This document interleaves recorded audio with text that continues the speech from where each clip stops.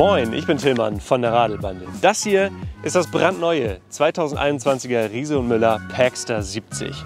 Das Vorgängermodell, das Paxter 60 und auch das Paxter 80, das waren sehr beliebte Lastenräder, aber sie haben trotzdem das komplette Design einmal komplett umgekrempelt. Weg von der flachen Ladefläche mit verschiedenen Seitenwandoptionen und so ein bisschen Stückwerk hin zu einer komplett integrierten Variante. Und wir wollen uns jetzt einmal angucken, was sich wirklich geändert hat, und ich zeige euch das Riese & Müller Paxter 70 mal im Detail. Ich habe das Rad direkt von Riese & Müller zur Verfügung gestellt bekommen und sie honorieren meine Arbeitszeit dafür, dass ich diese Videos mache. Riese & Müller ist seit über 20 Jahren bekannt für hochwertige Fahrräder. Sie haben mit dem kleinen Birdie, mit dem Faltrad angefangen und haben jetzt ein großes Portfolio verschiedener Pedelecs und auch Lastenräder, sowie dieses neue Paxter hier. In diesem Video werde ich euch also das Paxter vorstellen. Ich werde auf die Daten und Fakten eingehen, dann zeige ich euch die ganzen coolen Details und Features und am Ende werde ich eine Runde damit drehen. Und heute machen wir alles ein bisschen anders als sonst. Das wird allerdings nicht das einzige Video zum Paxter 70 sein, das ich machen werde. Denn ich werde am Ende der Testphase einmal meine ganzen Eindrücke schildern und auch eine Bewertung geben. Abonniert am besten also den Kanal, um das nicht zu verpassen. Das Paxter 70 ist ein Long John. Wir haben ein kleines 20 Zoll Vorderrad mit einem Schwalbe Big Ben in 55 mm Breite und ein 26 Zoll Hinterrad mit einem Schwalbe Supermoto X in 62 mm Breite. Dann ist hier vorne die Ladefläche, auf die ich später eingehen werde, und der Fahrer sitzt hinter der Ladefläche. Das ganze Fahrrad ist erstaunlich kurz. Bei 70 cm Ladefläche nominell kommt es auf eine Gesamtlänge von nur 2,49 Meter. Das ist ganz spannend und wir werden nachher mal sehen, wie sie diese kurze Gesamtlänge erreicht haben. Das Fahrrad wiegt selber angegebene 42 Kilo. Ich denke mal mit der Enviolo-Narbe, dem Regenverdeck, den Sitzen und allem drum und dran und den zweiten Akku kommt es auf ein Gesamtgewicht von etwa 50 Kilo. Dann darf die Box vorne mit 100 Kilo beladen werden und das Fahrrad darf insgesamt mit kompletter Beladung 200 Kilo wiegen. Wenn also hier vorne 100 Kilo drin ist, darf der Fahrer nur noch 50 Kilo auf die Waage bringen. Der Rahmen des Paxter besteht komplett aus Aluminium und ist in 3 Farben erhältlich. Einmal in Black Urban Matte, in White und in diesem Chili Matt. Für erhöhten Komfort ist dann vorne noch eine SS Suntour Mobi Federgabel verbaut. Die ist speziell für Cargo Bikes entwickelt worden und ja, nimmt so die groben Unebenheiten aus der Straße. Im Antrieb haben wir immer einen Bosch Cargoline Motor. Das ist ein 250 Watt Motor, der als maximales Drehmoment 85 Newtonmeter aufbringt. Das Ganze wird dann kombiniert entweder mit einer Kettenschaltung oder in 2 Versionen der Enviolo. Einmal manuell und einmal automatisch. Die Kraft wird dann bei der Kettenschaltung mit einer Kette übertragen und bei den Versionen mit der Nabenschaltung mit einem Riemen. Oben am Lenker kommt als Steuerzentrale das Bosch Purion Display zum Einsatz. Es gibt allerdings auch noch die Option, auf das neue Neon zu wechseln oder das Smartphone Hub einzubauen. Als Batterieoption haben wir dann entweder eine 500 Wattstunden Powertube in der Standardausstattung oder 2 625 Wattstunden Powertubes für eine Gesamtkapazität von 1250 Wattstunden, die das Fahrrad sehr weit bringen sollten. Kommen wir zur weiteren Ausstattung und hier bei dem Testbike ist jetzt das sogenannte Performance Package eingebaut. Das heißt, wir haben eine bessere Sattelstütze, bessere Scheinwerfer und Rückleuchte und bessere Bremsen. Als Bremsen kommen jetzt hier die TRP C2.3 Cargo Bike Bremsen zum Einsatz. Das sind tatsächlich Bremsen, die für das Lastenrad entwickelt wurden. 4-Kolbenbremsen vorne und hinten, vorne mit einer 180 mm Scheibe und hinten mit einer 203 mm Scheibe. Die Bremse arbeitet dann auch mit dem Supernova M99 Rücklicht zusammen, denn es gibt hier eine Bremslichtfunktion. Und vorne haben wir dann in dem Performance Package auch wiederum den Supernova M99 Mini Pro Scheinwerfer mit Nah- und Fernlicht. Und das ist ein echter Scheinwerfer. Gefällt mir wirklich gut. Und dann bei der Sattelstütze haben wir eine Satori-Sattelstütze, die ist jetzt gefedert. In der Standardausstattung kommt eine ungefederte Sattelstütze zum Einsatz. Und als Kontaktpunkte haben wir dann normale Standardpedale. Griffe von Ergon, die sind schön ergonomisch, und dann ein Selle Royal Look in 3D Skin Gel Sattel. Gehen wir mal auf die Geometrie des Paxter 70 ein. Wir haben beim Einstieg eine Höhe vom Boden, jetzt wo das Rad auf dem Ständer steht, von 59 cm. Die niedrigste Sattelposition mit der Federsattelstütze ist 62 cm und wenn wir das hochstellen, dann haben wir eine maximale Sattelhöhe von 83 cm mit der Federsattelstütze. So, steigen wir mal auf und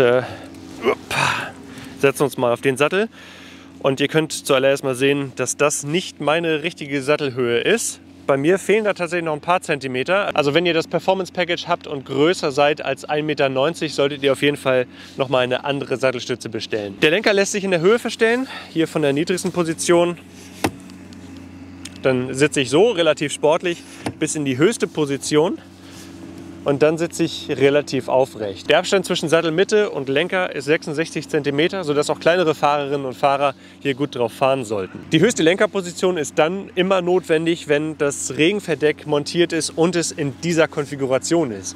Mehr zum Regenverdeck gleich noch. Die Lenksäule ist komplett senkrecht und der Sitzwinkel ist nicht ganz flach, aber schon ein bisschen flacher als bei einem normalen Fahrrad, sodass eben kleinere Fahrer näher an den Lenker rankommen und größere Fahrer weiter vom Lenker weg. Beginnen wir die Details und Features mit dem Design des Packstar. Und Riso Müller hat von dem Design des alten Packstar tatsächlich nichts übernommen, sondern das Fahrrad komplett neu gestaltet und viele Bestandteile integriert.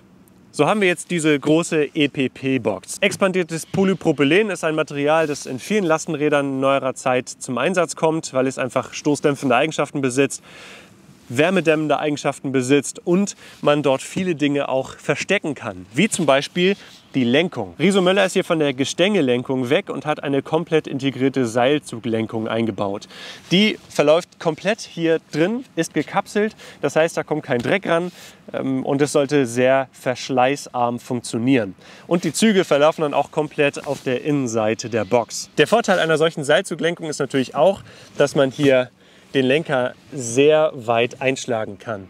Und wie klein der Wendekreis tatsächlich ist und wie wendig das Fahrrad tatsächlich ist, das können wir nachher noch mal im Fahreindruck sehen. Vielleicht ist es euch aber jetzt eben gerade auch aufgefallen, und zwar eine weitere Besonderheit beim Riso Müller Packstar ist, dass der Scheinwerfer nicht mitlenkt, wenn man das Vorderrad lenkt. Das ist eine sehr interessante Designentscheidung und führt gerade in der Nacht dazu, dass es sich so ein bisschen anfühlt wie mit einem Auto. Also der Lichtkegel, der ist halt immer konstant vor der Straße, egal wie weit man einlenkt.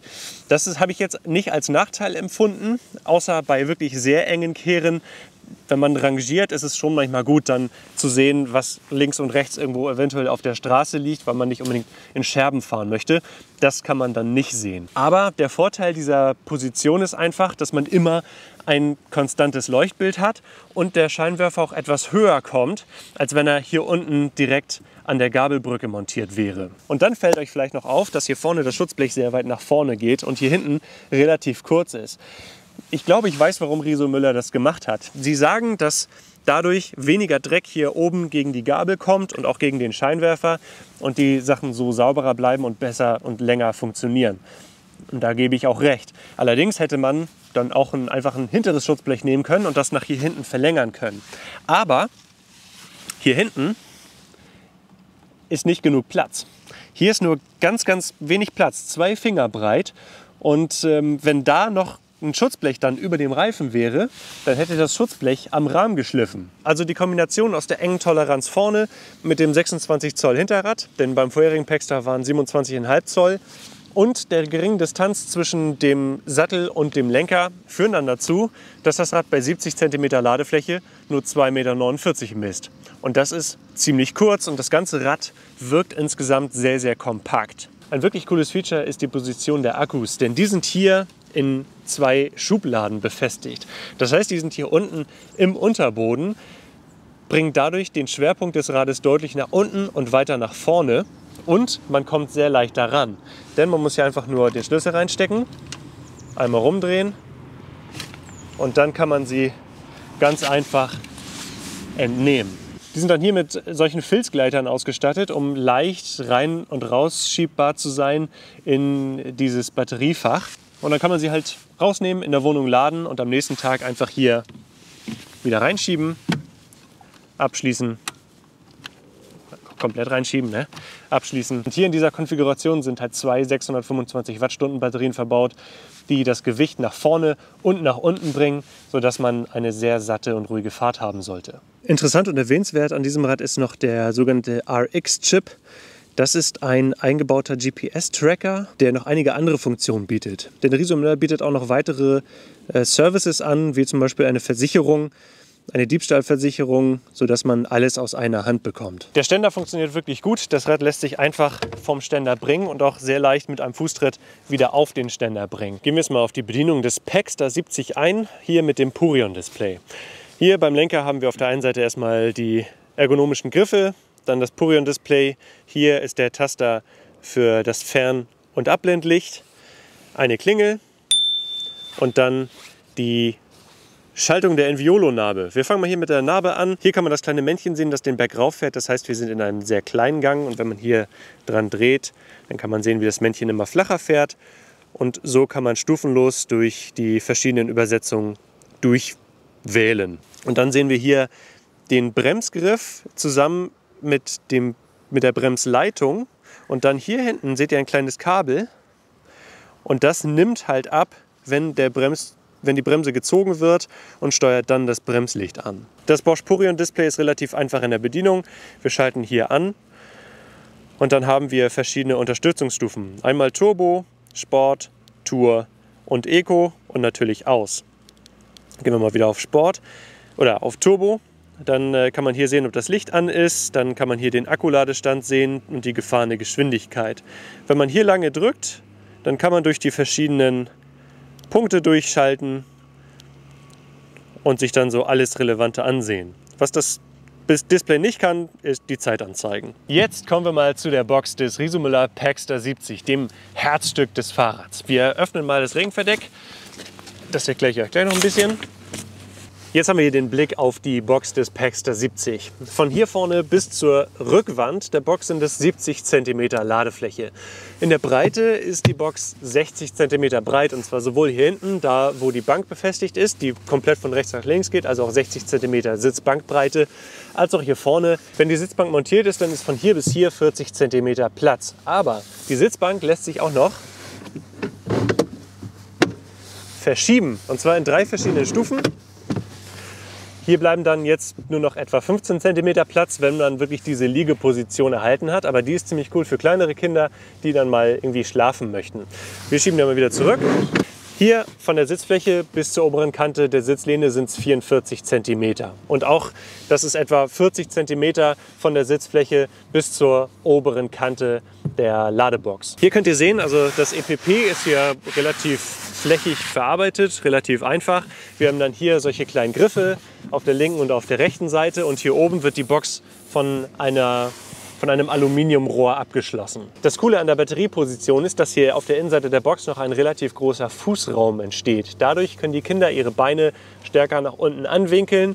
Dann müssen sie allerdings halt ein bisschen schief hier sitzen, damit sie die Beine komplett in diesen Fußraum stellen können. Aber von dieser Kante, von der Sitzflächenkante bis zum unteren Boden sind es dann etwa 26 cm. Dann kommt ein 5-Punkt-Gurt zum Einsatz. Der funktioniert relativ einfach. Schnappt man hier so ein und dann braucht man 2 Schritte, um den wieder zu lösen. Dann muss man nämlich hier an der Seite drücken und hier oben den roten und dann bekommt man den erst gelöst. Hier nochmal ein Blick in die Box. Hier kann man einige Rahmenteile sehen. Die sind nicht von dem EPP verdeckt, sondern sind hier offen sichtbar im Rahmen drin. Und wenn man diese Blende abnimmt, dann kann man den dritten Sitz montieren, der noch einige andere Funktionen bietet. Was der alles kann, das könnt ihr in einem Video von Riso-Müller sehen. Das verlinke ich euch einfach mal hier oben oder unten. Das Material der Sitzbank ist ein angenehm sich anfühlendes Textilmaterial. Das sollte relativ strapazierfähig sein. Hier unten die Sitzbank ist schön angenehm weich. Hier oben, das ist auch noch gepolstert, aber nicht ganz so weich. Das fühlt sich insgesamt ganz gut an.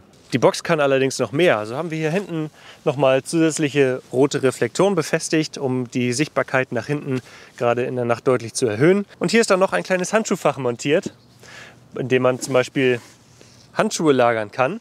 Oder auch einige andere Kleinigkeiten und das gibt es dann auch in abschließbar. Gehen wir jetzt mal auf das Regenverdeck ein, denn das hat einige coole Funktionen.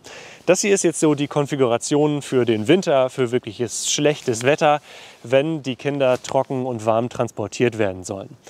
Das funktioniert nach einem ähnlichen Prinzip, wie wir es auch schon bei anderen Verdecken gesehen haben. Man hat hier 2 Laschen, die löst man und dann schnappt das Regenverdeck nach oben. Um jetzt Kinder oder Waren oder Dinge einladen zu können, kann man hier das Ganze schnell gegenkletten, sodass man hier deutlich mehr Platz hat, um ja, alles Mögliche einzuladen. Das ist eine ziemlich nette Idee. Auf der anderen Seite kann man diese Klettverschlüsse und diese Funktion hier auch noch dazu verwenden, um das Regenverdeck in eine Art Sommerposition zu bringen, um dann einen Wind- und Sonnenschutz zu haben, aber nicht unbedingt dieses gekapselte. Das Regenverdeck lässt sich dann auch in mehreren Stufen montieren und verstellen. In der höchsten Position ist es dann etwa hier und fungiert als ja, diese Art Sonnenverdeck, Sommerverdeck. Dann kann man es allerdings nicht komplett schließen. Wenn man es komplett schließen möchte, dann nimmt man einfach diese Klettverschlüsse wieder ab, hängt dann diese Haken rein und dann muss man nur einmal noch mal hier hinten ziehen, um das dann hier einmal komplett dicht zu machen. Dann kann man mit Hilfe dieses Hakens das Regenverdeck noch mal eine Stufe niedriger machen. Dann kann man das hier noch so ein bisschen zurechtzuppeln. Das ist dann noch mal ein bisschen aufwendiger. Und auf der anderen Seite machen wir das auch noch mal, sodass man dann auch den Lenker noch mal etwas weiter herunterstellen kann. Allerdings auch nicht viel und das verringert natürlich den nutzbaren Kopfraum der Kinder noch mal ganz deutlich. In dieser Position haben wir jetzt von der Sitzbank aus gesehen knapp 65 cm lichte Höhe und wenn wir es in die höhere Stufe stellen und in der höheren Position sind es knapp 72 cm lichte Höhe, also echt viel Platz für auch größere Kinder. Hier vorne sind es vom Boden aus etwa 82 cm lichte Höhe. Wenn man dann von 26 cm Sitzhöhe ausgeht, kommt man dann auf eine lichte Höhe von der Sitzbank aus von 56 cm. Also für kleinere Kinder geeignet. Größere Kinder passen hier vorne dann allerdings nicht mehr unter das Regenverdeck. Hier vorne gibt es dann noch Klettverschlüsse und solche Haken, um das Ganze eben in diese Sommerposition zu bringen und hier nochmal ein Sonnensegel drauf zu setzen. Wir haben bei dem Sonnenverdeck jetzt hier viele kleine Fenster, hier nochmal Reflektorstreifen für erhöhte Sichtbarkeit in der Nacht. Und das Design sieht schon sehr aus wie auch alte Riso-Müller Sonnenverdecke. Aber das hier ist wirklich sehr, sehr durchdacht. Und es gibt hier noch ein kleines, aber feines, cooles Detail. Und das zeige ich euch jetzt. Das ist vielleicht mehr eine Spielerei. Aber hier oben ist so ein kleines Fach, wo man ein Handy reintun kann. Und wenn man dann die Beleuchtung eingeschaltet hat und dann das zumacht, dann hat man eine süße kleine Innenraumbeleuchtung für die Kinder. Das ist, finde ich, eine ziemlich gute Idee.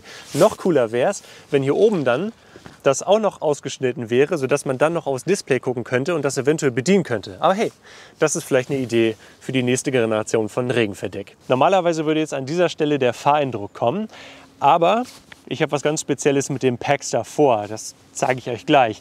Deswegen machen wir mal mit den Preisen weiter. Und auch da kann ich euch aktuell noch gar nichts sagen. Ich blende die Preise unten ein, denn wir befinden uns gerade in diesem Zeitraum Kontinuum. Ich nehme das Video in 2020 auf, veröffentliche es aber erst in 2021 und da kommt ja dann wieder der Sprung auf 19% Mehrwertsteuer. Ein erstes Fazit, bevor wir zu dem Fahreindruck kommen, dem speziellen Fahreindruck für das Packstar. Ich glaube, wir haben hier ein ganz tolles Lastenrad hier vor uns. Riso-Müller hat echt viele interessante Details eingebaut in dieses Fahrrad, ein sehr gutes Regen-Sonnenverdeck eingebaut und auch hier die Idee, das Ganze hier vorne so kompakt und so stark integriert wie möglich zu machen, gefällt mir wirklich ganz gut bisher. Ich möchte mal sehen, wie sich dieses Fahrrad in den nächsten Wochen fährt und ihr werdet es dann auch sehen, was ich alles mit dem Riso-Müller Packstar 70 erleben werde in dem zweiten Video, das ich dann in ein paar Wochen machen werde und veröffentlichen werde. So. Und jetzt packe ich meinen Kram rein und wir legen mal los mit dem Fahreindruck. Ja, wir holen jetzt nämlich Möbel ab und mal sehen, ob wir die gleich in das Packstar reingepackstert bekommen.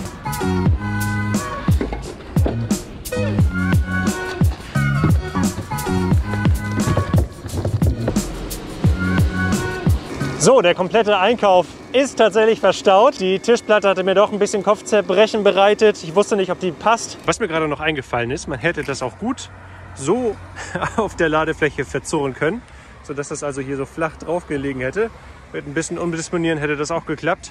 Naja, ich habe es jetzt anders gemacht. Machen wir zuerst mit den Beschleunigungstests. Wir sind im Turbo-Modus. Und auch mit dieser Beladung jetzt legt das Rad echt gut los. 25 km/h, überhaupt kein Problem. Und wir haben jetzt eine schöne malerische Strecke vor uns. Die ist allerdings auch ein bisschen rumpeliger. Und wenn ich jetzt irgendwas vergessen hätte, sagen wir mal Kerzen, dann könnte ich jetzt hier durch die Seilzuglenkung Vielleicht nicht im Stand, aber, oder vielleicht nicht auf dem Sattel, aber ich kann hier komplett auf diesem kleinen Stück drehen. Das machen wir nochmal. Auch während der Fahrt, also das ist schon ziemlich cool. Sehr, sehr wendig, das Fahrrad. Wenn man es hier so ein bisschen eindenkt, dann lenkt sich das sehr direkt, wird jetzt natürlich durch die Beladung vorne so ein bisschen beeinflusst. Jetzt haben wir hier ein paar Pfützen, hier kommt es auf die Wendigkeit an. Auch auf einer solchen Strecke fühlt sich das Rad sehr hochwertig an. Wir haben kein Knarzen, kein Klappern. Auch die Ware hier vorne, alles was da drin ist, das wird nicht durchgeschüttelt, sondern sieht alles sehr geordnet aus. Aber das rumpelt jetzt natürlich ganz ordentlich. Aber auch das schluckt die Federung ganz gut weg. Wir haben schon ein bisschen Gerüttel hier von dem Kram, der vorne in der Box liegt. Ja, man kann nicht überall durch. Hier ist ein bisschen Matsch. Oha. Das ist natürlich das Terrain dann für die GX-Option. Jetzt haben wir endlich wieder Asphalt. Mal sehen, wie es sich da schlägt.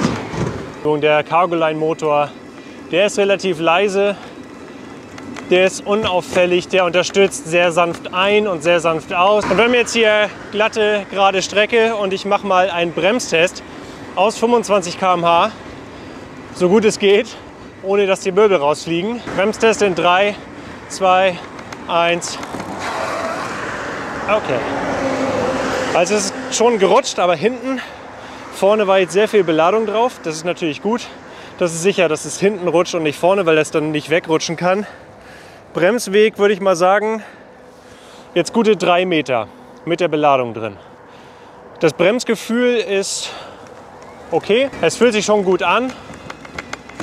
Die Bremse ist aber nicht überwältigend gut. Also auch bei so einem Wind jetzt, Gegenwind auch noch und so einem großen Segel vorne drin, lässt sich das Fahrrad noch einfach bewegen. Es lässt sich einfach unter Kontrolle halten. Wow. Also über diese Kante ging es jetzt sehr, sehr einfach, sehr, sehr sanft. Das hat mich gerade wirklich erstaunt, weil die habe ich eigentlich härter in Erinnerung. Und jetzt fahren wir nochmal gleich unseren Klassiker-Berg hoch, den Jerusalemsberg. So, mal sehen, wie es das macht. Wir beschleunigen mal so gut es geht auf 25. So, und ohne viel Kraftaufwand jetzt mal den Berg hier hochfahren. Beladen. Und das ist jetzt, glaube ich, so 15 km/h. Hohe Trittfrequenz, wenn ich jetzt die Trittfrequenz verringern würde, immer noch 15 km/h. Also der Motor ist kräftig, der ist auch gut abgestimmt, gut übersetzt. Hier nochmal ein paar Kanten. Bumm. Also hinten holpert er ein bisschen drüber, vorne ist es wirklich gut eingestellt. Ja, das ist mein erstes Video zum Riso Müller Paxter 70. Mit dem besonderen Test der Möglichkeiten, die das Paxter so hat. Ich habe geschafft, alles hier rein zu paxtern. Es war schon eine Herausforderung, würde ich sagen, aber das hat wirklich gut gehalten und hält auch wirklich bombenfest. Ich muss mal sehen, wie die Tischplatte hinterher tatsächlich aussieht. Ich denke mal, aber da wird nichts passiert sein. Ja, wie findet ihr diese Neuentwicklung des Riso Müller Paxter? Erfüllt es eure Erwartungen an ein modernes, integriertes Premium-Lastenrad? Sagt es mir unten in den Kommentaren. Lasst mir einen Daumen nach oben da, wenn euch das Video gefällt. Und wenn ihr dabei sein wollt, wenn die Radelbande das nächste Mal auf Tour ist, dann abonniert den Kanal. Tschüss, bis dann.